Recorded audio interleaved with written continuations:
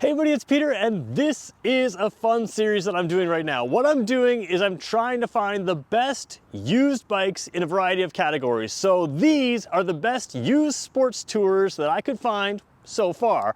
And I like it. I like this video because both of these bikes really interest me, but they're really very, very different, even though they both kind of fall into that sport touring category. So this is a Suzuki GSX GT and a BMW R1250 RT. Now I have to have a sports sticker here just to, give it extra names. These have long, boring names, just letters and numbers, but what they are two bikes that I would love to own for sport touring, but this one might be more of a gold ring replacement, where this one might be more of a sport bike replacement, and this one is definitely, a gold wing is definitely not a sport bike, and this is definitely not a gold wing. So there's a lot of things to consider when you're looking at a sport tourer, and sometimes we gravitate to something like this, and something like this will do us fine, or we gravitate to something like this, and maybe this is better. So in this video, what we're gonna do is we're gonna throw out the specs. You can find those on the website. We're gonna look at a lot of the practical differences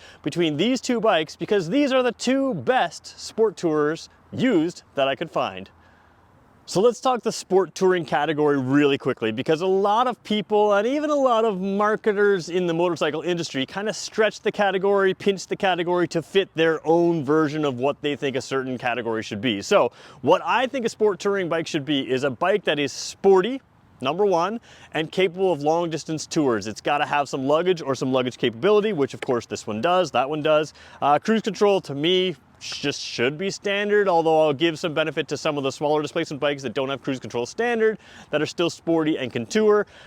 It should absolutely be comfortable all day. Now you might think this one's not, but we'll talk about why it is. Obviously this one does comfort better. Now in this category, I think it's interesting because this is sort of the aspirational sport tour. A lot of people kind of look towards a bike like this as sort of the on-road sport touring category, and this bike is more of a add bags to a sport bike sport tour, and for other people that's going to make a lot more sense. Brand new, this one is significantly cheaper than that one. Both of these bikes happen to be 2022 model year bikes. I'm filming in August of 2024 in this series, so both of these have taken their initial depreciation hit, and that can be significant on a lot of different bikes, which brings these bikes from unaffordable to affordable. So let's get going with what we've got here. We'll talk about the BMW first, we'll work our way to this bike, we're going to sit on them, we're going to look at those practical differences. So let's start at the front. All right, let's start out front here with the BMW, and you see right away a difference between this class and something like a Goldwing in the tire. This has a sport-oriented tire. Now this is the Michelin Road 5 GT. So Road 6s are the very newest version of this tire, but a Road 5 is very well known for long life and good real-world grip. You don't have to get them super hot to be grippy, so for your regular road riding, whether it's raining, whether it's nice, whatever it is, these tires are really sort of well respected. And then the big thing you're finding here is you have 17-inch tires front and rear. So if you want a sportier tire, these are going to fit that. If you want a different type of tire than this, you can fit them all on here. But this is basically sport bike sizing in their tires. So you've got the dual disc brakes here. You've got the Brembo brakes, which I think a lot of people like to see. This one has the steel braided lines as well, which again, this is more of a high-end bike. This also has a unique suspension setup. It is an electronic suspension. It has an anti-dive system in there. So again, while you pay more for this, you're getting some more things, and this is why this is kind of the ultimate luxury sport tourer. It's kind of the peak. Now let's jump over to the Suzuki. And again, you're giving up some features, but you're also saving a lot of money. Let's see what it has in there as well. So hanging out here with the Suzuki, you see the same type of thing. Obviously, it looks more sport bike as a bike. It is more sport bike in its feel as well. So you have a little bit lower spec tire here, a Road Sport 2. So it's a Dunlop Road Sport 2. This is a typical mid-range type sport tire. And I say sport tire in the sense that it is a sort of like a road sport tire. Road Sport 2 is the name of it. So On other bikes in this class, some people move up to Bridgestone tires that have the S22s, that what the direct competitor to this, the Ninja, comes standard with. So again, with 17-inch wheels front and rear, you have sport bike sizing, you can swap your tires out for whatever you want. But again, saving a little bit there. These tires are going to be fine. You can get a little bit more grip. You might give up a little bit of wear. You might be able to get grip and wear better on both, but then you're going to spend a little bit more. So again, hitting a little bit of a price point. You still have Brembo brakes on here. Brembo brakes on that one, Brembo brakes on this one. This one has the rubber lines instead of the steel lines. This one doesn't have an anti-dive suspension or anything, but it does have adjustable suspension, which you should be able to dial in to get perfect for your type of riding. This is a bike you could take to the road or to the track if you wanted to. I don't know that I would do that on the BMW. While it could be done, I think this was a little more suited for that. So again, a little less suspension, a downgrade on the suspension, but for most bikes, this is a very top-end suspension, very top-end braking system, and that's what you get on here. Taking a look at the heart of this bike on the BMW again, you have the engine that's that boxer engine. So what this does is it sticks a wider engine in there. I mean, we're talking practical, not so much spec sheet stuff today. So from a spec sheet, there's a whole bunch of benefits to this, but what it does is gives a little bit more of a wider engine. That's part of the reason this may be a little less suited to a racetrack. Is in theory, you can't lean this over quite as far, although let's be fair, this is gonna lean over farther than most riders, almost every rider I know is capable of. But you do end up with this engine design. One of the benefits of this engine design is it does lower the center of gravity, and for a larger bike that weighs 600 plus pounds, having a little bit lower center of gravity with that weight does make the bike feel less intimidating. There's a lot of people that want to go that Goldwing class for their luxury touring, but are intimidated by the weight. This is a solution where you're a couple hundred pounds lighter already, and then you also have that nice low center of gravity on a sporty type bike. So you gain sport, you lose weight, and you still maintain a low center of gravity, which is nice. And again, a lot of those big Goldwing style bikes also have a low center of gravity. Some do not. So this one does. That's the real big practical benefit there. But you do notice a real width difference just in that engine as you're looking at it. So let's jump over to the Suzuki. One of the key benefits with the Suzuki is being a sport bike, you actually have a sport bike engine. One of the cool things about buying used motorcycles is in a lot of cases, there's not a lot of innovation in the key heart of the bike, in the engine. This is a former race bike engine, tuned a little bit differently for this, but they've been making this for a long time, so you know you get reliability, and they still make it currently in their bikes, and that allows you to have an up-to-date engine on a used bike. Now, this is a traditional four-cylinder, inline four-cylinder. It is a little bit more compact than that boxer design. Again, in theory, you have a little more weight of the engine up top, but again, it's a much lighter bike, so again, this bike definitely feels lighter than the BMW. Tons of power in both these bikes. You've got more than you'll ever need, so traditional design, BMW does non-traditional design, and that's something to keep in mind just from a weight perspective. Not a ton of weight up here anyways because it's a lighter bike, but that heavier bike maybe doesn't feel as much heavier as it actually is due to some of the weight distribution. So if we're going to talk weight distribution, we should talk about what that means to us sitting on the bike. So I'm going to start here on the BMW. We're going to take a closer look at these seats in a second, but just look at the riding position on both of these back to back. So a little bit wider seat here, heavier to move the steering wheel, heavier to move the handlebars in stop steering. And again, you can feel the weight of this bike, but I'm flat footing it. I'm about a 6 foot tall rider. And you can see here, this is the riding position that I'm in. Very comfortable. You have an adjustable windshield here, so you can send wind all different places. Much taller windshield, much larger dash. The mirrors work as part of your dash, much more wind protection overall. Just a general good upright riding position and a much larger rear passenger seat if you're taking a passenger with you. So there's your position on this one here. Make sure my kickstand's down, which it is. Jumping across over to the Suzukis. We'll just turn that wheel again. A little tight on the bikes here, but we're okay. Jumping across this, to me, feels much more familiar. I'm familiar with sort of lighter weight bikes. I drive a 950cc Kawasaki. This feels lightweight, an easier it's easier to put my flat feet down than on that one. I had to kind of stretch to do that. This feels very, very maneuverable, very lightweight. So if you're driving around town, this one might feel a little bit more nimble and maneuverable, and certainly has a more sporty feel. But you can see my riding position here. If you just look at my hip to hands, you know, the other one might have been like this one's like this. To me, you can pick over which one is more upright or whatever, but from a hip to hands position, from that position, I don't find this any more comfortable than this for me. So kind of a wash, even though this one is a slight bit more sporty. Where this one is definitely more sporty is in this angle right here. Your foot pegs are higher. This is, again, the ability to take that bike to the racetrack and lean it over. They keep your feet way up high. So I don't find that uncomfortable for me. It probably does give you a less moving around ability than that one, but again, they're both sort of locked to the foot pegs, not like there's highway pegs on that one. So what I find is that this one is perfectly comfortable for me as well, but if you don't like your knee that tight, you're gonna find that this one's less comfortable. Biggest difference is way less wind protection. You have this taking some wind off your chest. It's non-adjustable on this particular bike. Now you can get bigger and different and aftermarket things to change the way the wind flows, but it's non-adjustable, it's much smaller, and you have more wind coming across here. I kind of like that a lot of the time. Since I do a lot of my riding in the summer, I find that a little bit more airflow allows me to wear my protective gear that I prefer to wear. It's still all vented, but it's a little bit hotter. Whereas on that bike with all the wind protection, you can get hotter in the hottest summers, but there's ways to deal with all that, and plenty of people ride that in the hot, hot summers. So those are two differences in seating position. Now let's take a look at the actual seats themselves, because there's quite a big difference there as well.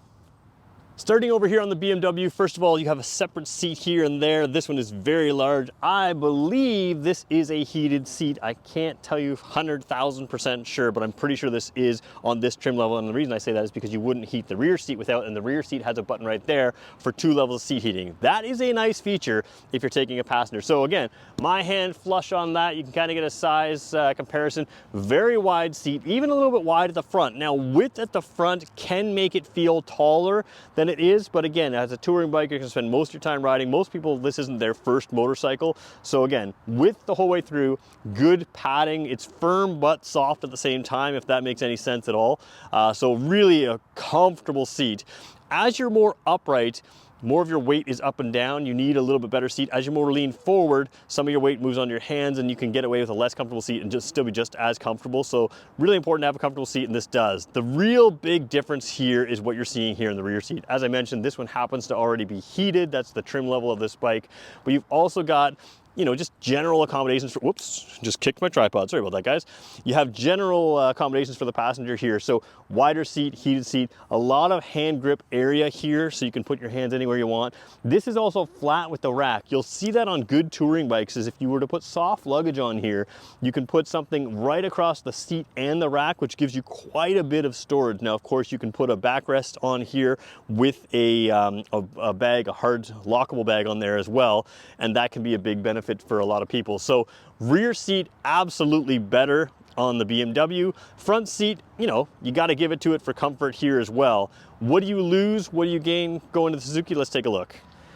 So at first glance, looking at the Suzuki, you see a little bit more of a traditional sport bike seat. Now I will say this has still good padding in it. It has good positioning for me. Again, I'm quite comfortable on this bike. Is the BMW more comfortable? Yes. But that's kind of like saying, can you sit in an office chair all day, or can you sit in a lazy boy all day? You can sit in either one all day and be comfortable. Obviously, more comfort can be a benefit to a lot of people, but you pay more for that comfort.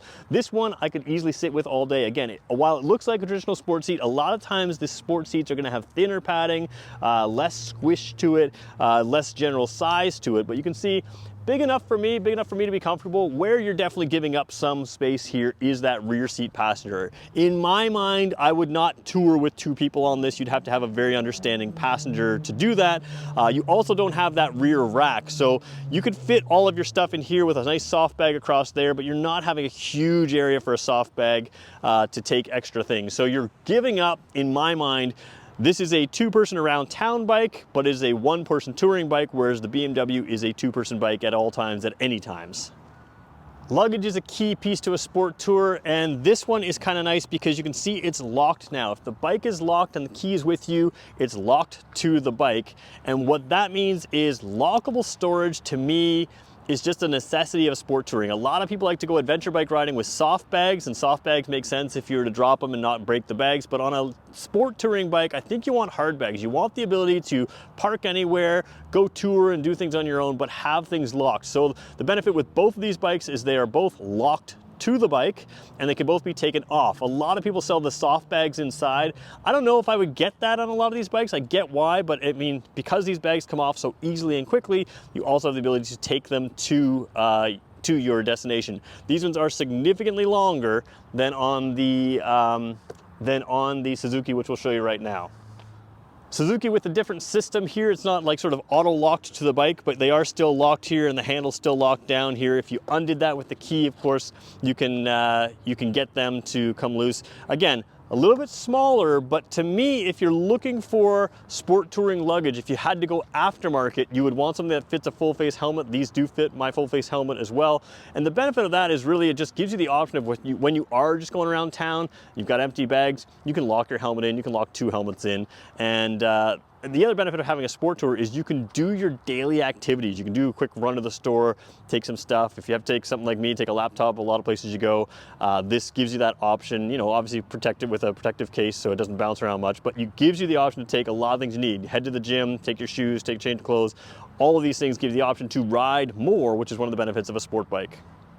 All right, I said sport bike. What I should have said was sport touring bike. Let's take a look at the dashes on these, where BMW really does outclass the rest in this class, in my opinion. Again, I'm filming in bright sunshine. The camera never picks up the screen as clearly as we could. I'm just trying to get it just right. You can see that little start-stop switch on the bottom, or the on-off switch on the bottom. This is a keyless entry. I should just pull that out for a quick second in my pocket here.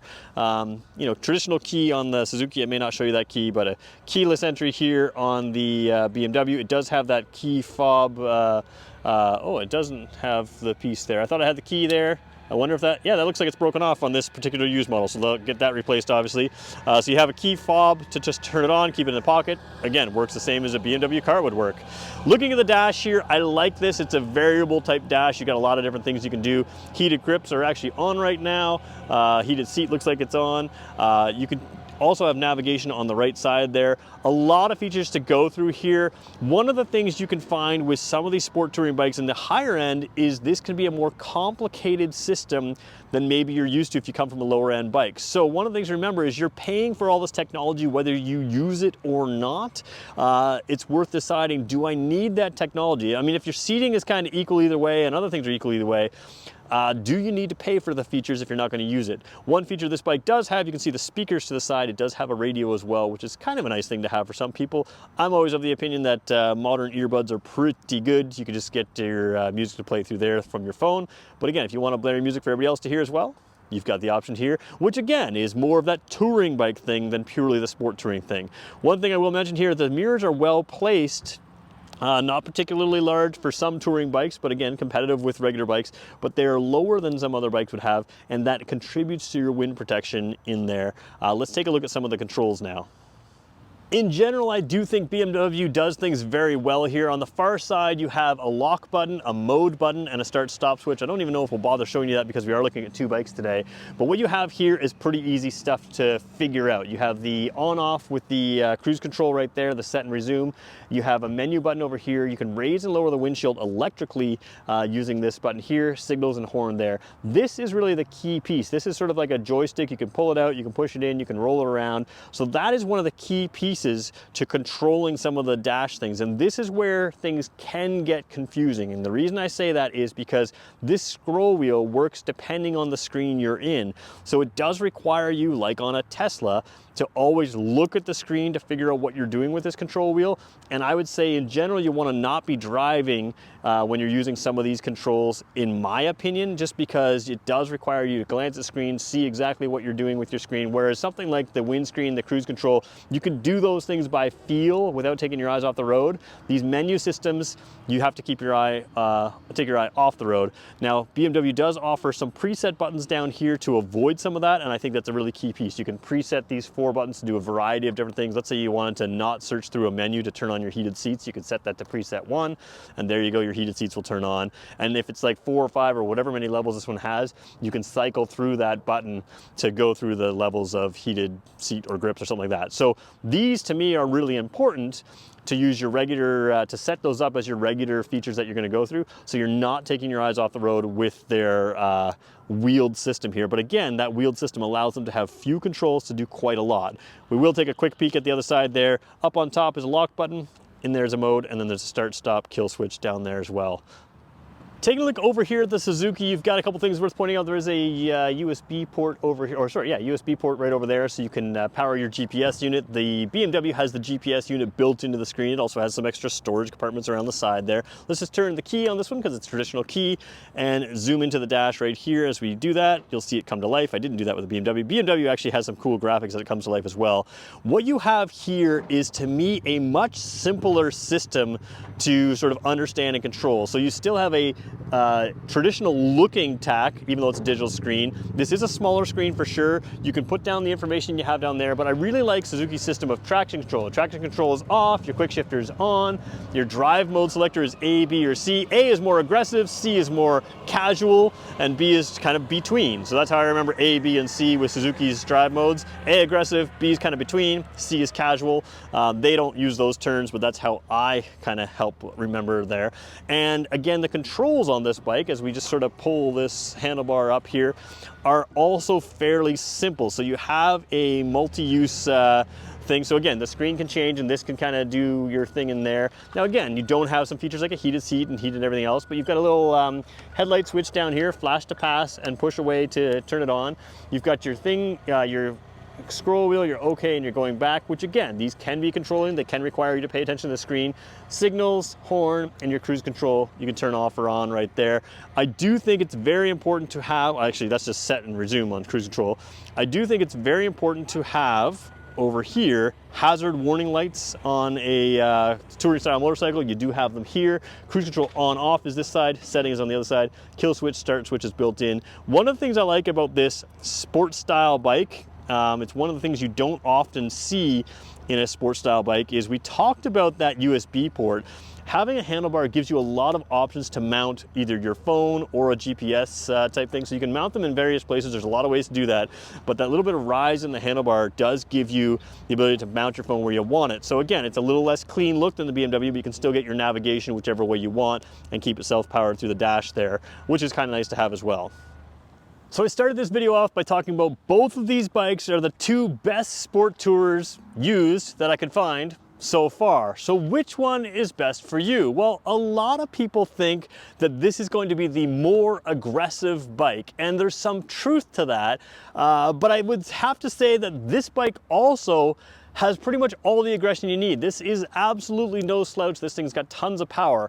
Obviously, this one builds comfort into things more than that one. But like I said, comfort is a relative thing. You can get to a point where you're comfortable enough to do an all-day tour, and for me, this bike is going to give me that. Now, an all-day tour might look a little bit different on this bike than that bike, but at the end of the day, this one's going to be all the comfort I need. The biggest differences, aside from price, is this one does give you more standard luggage space. It does give you a much better passenger space, and if you're riding into a lot of cooler seasons, you want to get going earlier in the year or later in the year, having the extra wind protection, the availability of heated seats and that kind of thing is going to add a nice factor here. Now, of course, this one doesn't have heated seats, but you can add heated grips to this, so you could kind of get some of that anyways. And how much are you riding in those colder weathers?